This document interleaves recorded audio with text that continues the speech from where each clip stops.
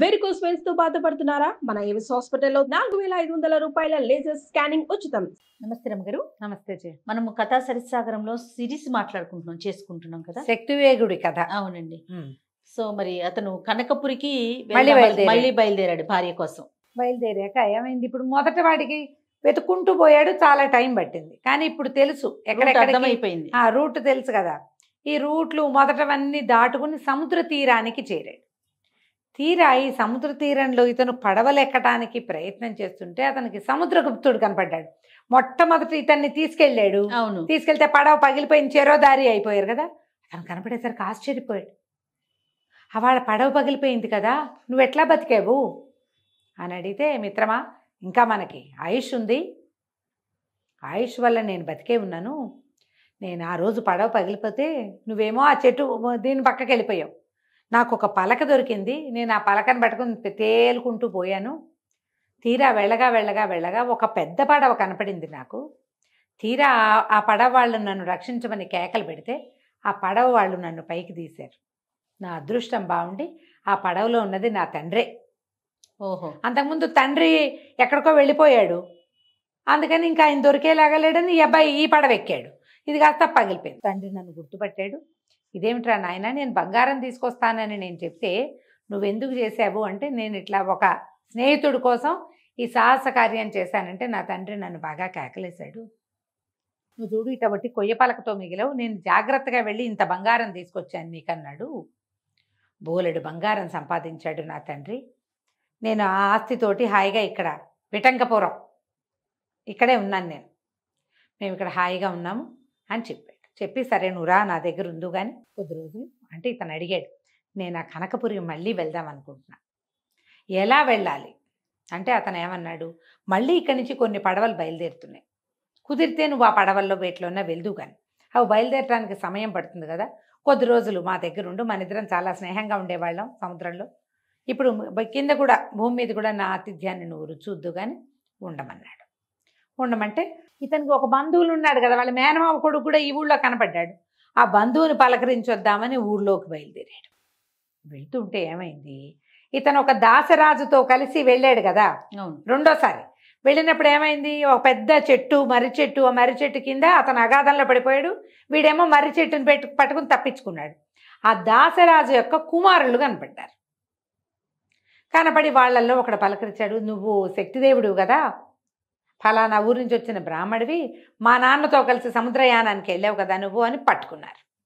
పట్టుకునేసరికల్లా ఇతను అవునవును అనేసరికి, మరి నువ్వు వచ్చావు మా నాన్న ఏడన్నారు వాళ్ళు. కాదు, మేము ఇట్లా సముద్రంలో ప్రయాణం చేస్తున్నప్పుడు మాకు ఒక పెద్ద మర్రి చెట్టు కనపడింది, దాని పక్కన ఒక అగాధం ఉంది, నేను తప్పించుకున్నాను, మీ తండ్రి అగాధంలో పడిపోయాడు ఆనంగానే హాత్తేరి.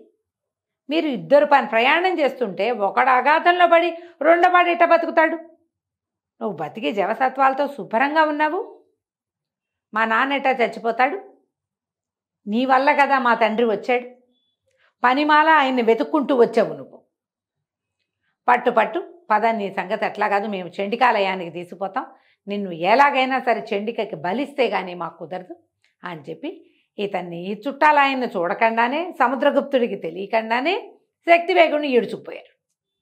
ఈడ్చుకుపోయి వాళ్ళది ఒక పెద్ద చండికాలయం ఉంది. దాసరాజు అంటే వీళ్ళు పల్లెకారులు కదా, పల్లెవాళ్ళు, వాళ్ళకు ఒక చండీ గృహం ఉంది, తీసుకుపోయి అందులో కట్టేశారు. కల వీడు పరి విధాలా ఏడ్చాడు. నేను ఒక విద్యాధర కన్యకని ప్రేమించటం ఏమిటి, రాజకుమార్తె కోసం బయలుదేరితే విద్యాధర కన్యక లభించటం, ఆమెతో ప్రేమగా ఉండి అనవసరంగా ఆవిడ వెళ్ళొద్దు 3వ అంతస్తులోకి అంది, వెళ్ళటం తక్కువగా వెళ్ళాను, వెళ్ళి అక్కడైనా ఉన్నాను కాదే, అక్కడుంటే ఆమెతో వివాహం అయ్యేది, పోనీ ఏదో తప్పించుకున్నాను, మత్స్యలోకం చేరా, మా అమ్ముంది మా నాన్న ఉన్నాడని వెనక్కి వస్తే, మా ఊరు వచ్చేస్తే ఈ అమ్మాయి పోయింది, చివరికి ఇప్పుడు మళ్ళీ కనకపురికి వెళ్దామంటే ఆ దారి కనపడక ఈ దారి పట్టించావేమిటమ్మా, తెల్లవారేసరికల్లా వీళ్ళందరూ నన్ను బలిచ్చేసేలాగా ఉన్నారు అని విపరీతంగా ఏడ్చి ఎంతో చండీ ప్రార్థన చేశాడు. బ్రాహ్మణ పుట్టాడు కదా, ఇతని స్తోత్రం ఫలించింది. తెల్లవారుజామున అమ్మవారు కనపడింది. ఓరి నాయన, నువ్వు బెంగ పెట్టుకోకు, నీకు ఇంకా జీవనం ఉంది, ఇవన్నీ నీ శాపాల వల్ల ఇవి జరుగుతున్నాయి, రేపు పొద్దున్నే ఒక అమ్మాయి వస్తుంది ఇక్కడికి, దాని పేరు బిందుమతి. ఆ పిల్ల దాసరాజు కూతురు. అది పల్లెకార్ల పిల్లని భయపడకు నువ్వు. పల్లెకార్ల పిల్ల కాదు, శాపవశాత్తు ఇక్కడ పుట్టిన నా విద్యాధర కన్యక. ఆ పిల్ల నిన్ను పెళ్లి చేసుకుంటానంటుంది. ఒప్పుకో. ఇప్పుడు నేను బ్రాహ్మణి కదా, పల్లెకాంతాన్ని ఎట్లా చేసుకోనని అనుకోక, శాపవశాత్తు పుట్టింది, నువ్వు ఆ పిల్లని పెళ్లి చేసుకో, చావు నుంచి తప్పించుకుంటావు. రాగల కాలానికి ఏం జరుగుతుందో అది జరుగుతుంది. తెల్లవారేసరికల్లా చక్కగా అందంగా పుష్టిగా నున్నగా నవనవలాడుతున్న ఒక ఆడపిల్ల 18 ఏళ్ళది లోపలికి వచ్చి చెండికి దండం పెట్టి వెనక్కి తిరిగితే పక్కన గొలుసులతో కట్టేసి కనపడ్డాడు శక్తివేగుడు. ఇతను చూడంగానే చాలా ముచ్చటగా అడిగింది, నువ్వెవరు, ఇక్కడ ఎందుకున్నావు, ఏమిటి అనేసరికల్లా నేను ఫలానా వాడిని ఫలానా అని చెప్పాడు. అబ్బా మా అన్నయ్య ఎన్ని సంబంధాలు తెచ్చారో, మా అన్నయ్యలు ఒక్కడు నీలాంటి చక్కడివాడు రాలేదే, నువ్వు ఇంత చక్కగా ఉన్నావు, నన్ను పెళ్లి చేసుకుంటావా అని. ఈ లోపల ఆ దాసరాజు కొడుకులు కూడా వచ్చేసారు. వాళ్ళందరికీ తెల్లవారుచామున కల్లో ఈ ఎవరైతే నేరస్తుడు పట్టుబడ్డాడో బందీకి చెల్లెల్నిచ్చి పెళ్లి చేయండి అని వచ్చింది ఆజ్ఞ.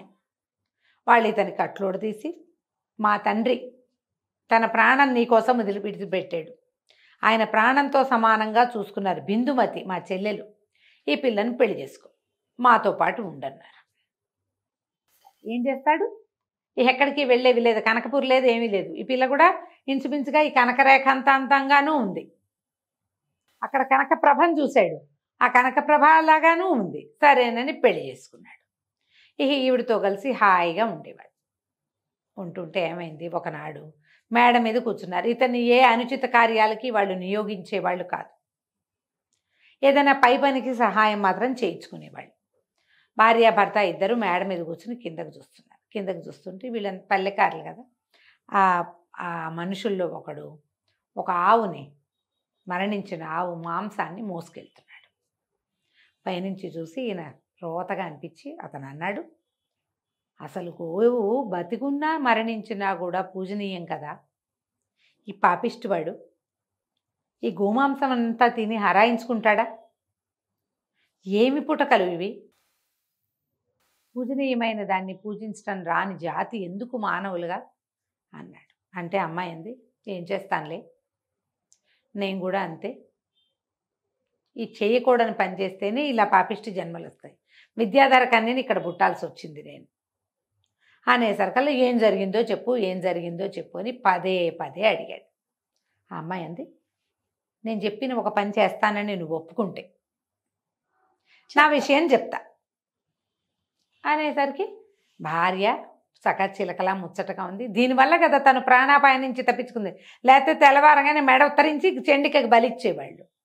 సరే నీకేం కావాలంటే అది చేస్తా, చెప్పు నీ సంగతి అన్నాడు.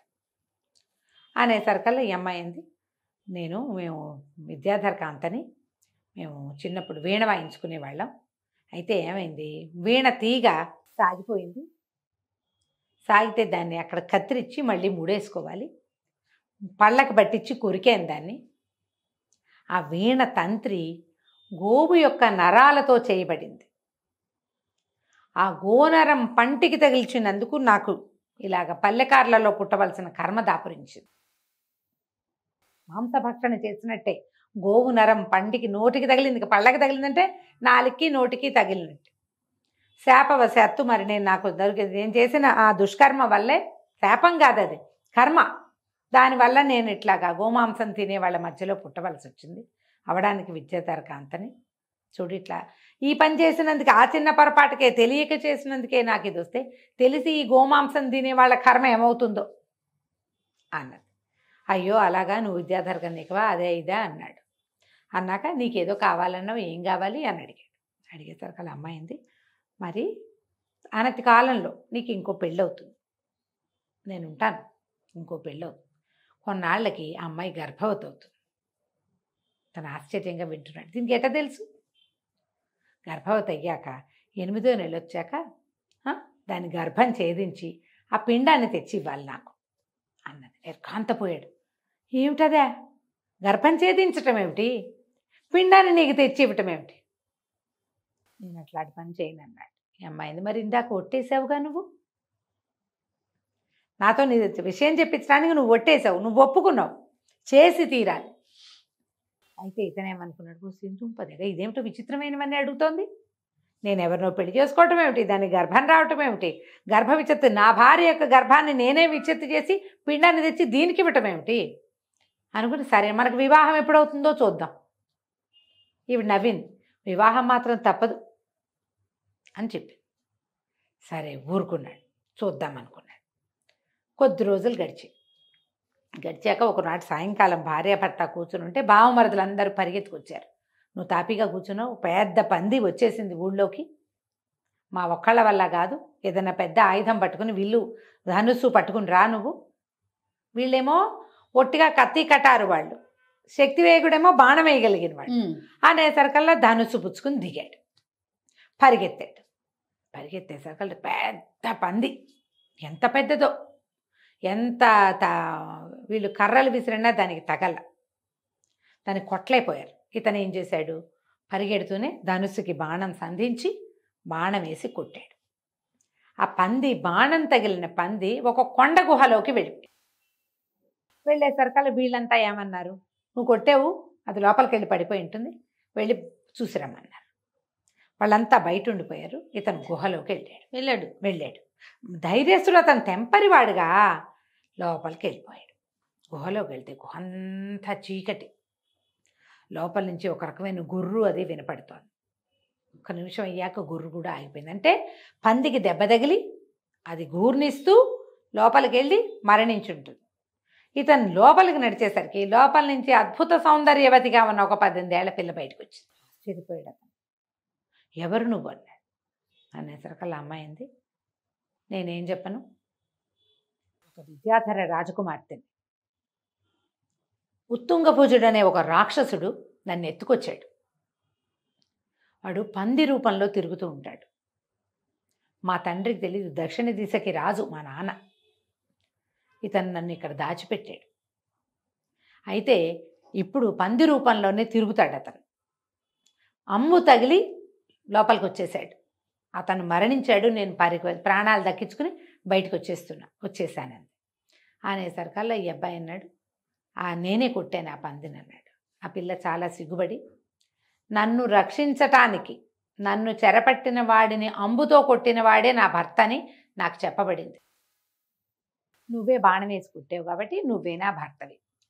ఈ అమ్మాయి పేరు బిందురేఖ. బిందురేఖ. సరే, ఆ అమ్మాయిని తీసుకొచ్చుకున్నాడు. తీసుకొచ్చాక ఏం జరిగిందో మనం వచ్చే భాగంలో తెలుసుకుందాం. తప్పకుండా రమ్మగారు. నమస్తే. నమస్తే చెప్పు.